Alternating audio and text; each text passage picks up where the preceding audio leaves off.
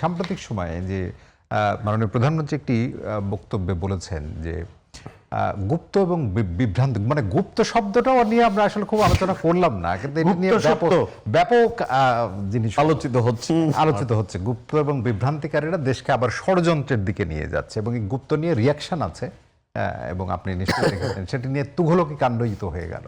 মানে এটিকে বিরোধী দল কিভাবে দেখে? অবসরে আমি প্রথমে স্যারের 3টি প্রশ্ন ছিল, সেটার উত্তর দিতে চাই।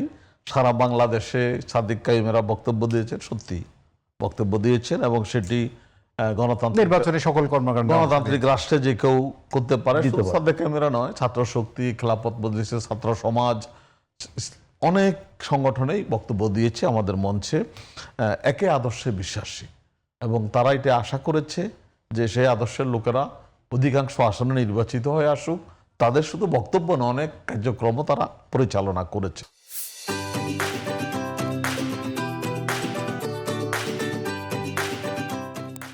কিন্তু কবির ভাই, সচেতন ভাবে আপনারা কিন্তু এই কথাটা বলেন যে ইসলামী ছাত্র শিবির জামাত শিবিরের অংশ নয়, এটি আবার বারবার বলেন। আমাদের দেশে অঙ্গ সংগঠন হচ্ছে শুধুমাত্র জাতীয়তাবাদী ছাত্র দল, বাংলাদেশ জাতীয়তাবাদী দলের কি অঙ্গ সংগঠন না, ওদের আলাদা গঠনতন্ত্র আছে।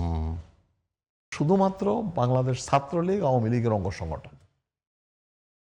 জাতীয়তাবাদী ছাত্রদের আলাদা গঠনতন্ত্র আছে, তাদের আলাদা নির্বাচন হয়, তাদের আলাদা কমিটি হয়।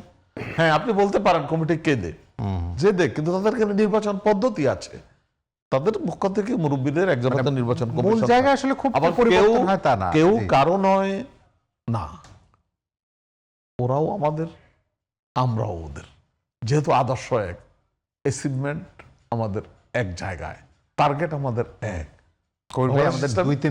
বাংলাদেশের ছাত্র শিবির চায় বাংলাদেশ রাষ্ট্র ব্যবস্থা প্রতিষ্ঠিত হোক, ভালো মন্দ সকল দায়িত্ব আমরা নিতে প্রস্তুত।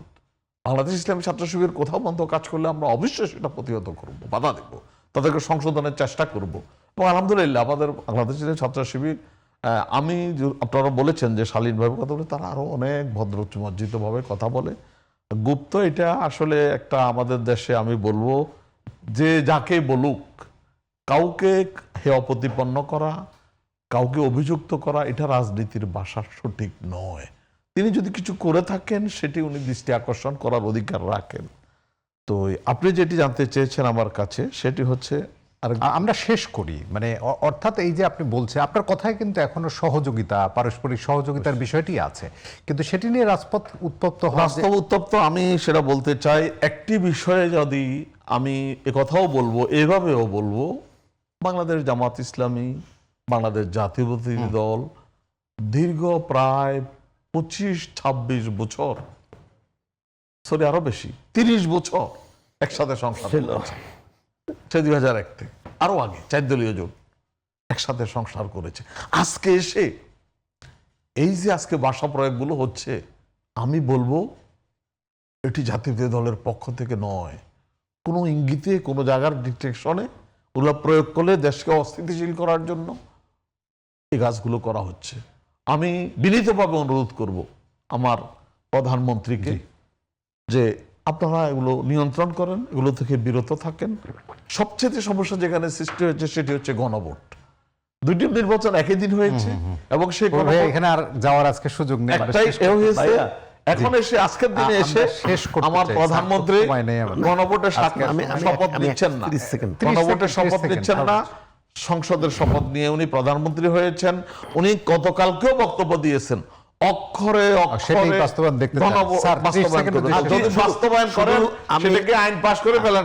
আমি এর সাথে সম্পূর্ণ একমত। উনি যেভাবে প্রাইম মিনিস্টারকে আবেদন জানিয়েছেন যে ওনার দলের নেতারা যেন কুরুচিপূর্ণ ভাষা ব্যবহার না করেন, ঠিক একইভাবে আমি ওনার কাছে দাবি রাখতে চাই একজন শিক্ষক হিসেবে, যে ওনার দলের স্বীকার করুক আর না করুক, ওনার দলের নির্বাচিত প্রতিনিধিদের মুখে ঢাকা বিশ্ববিদ্যালয়ে শাহবাগ মোড়ে যে সমস্ত কুরুচিপূর্ণ শব্দ প্রয়োগ হয় সেগুলো যেন উনি বন্ধ করেন। তাহলে আমরা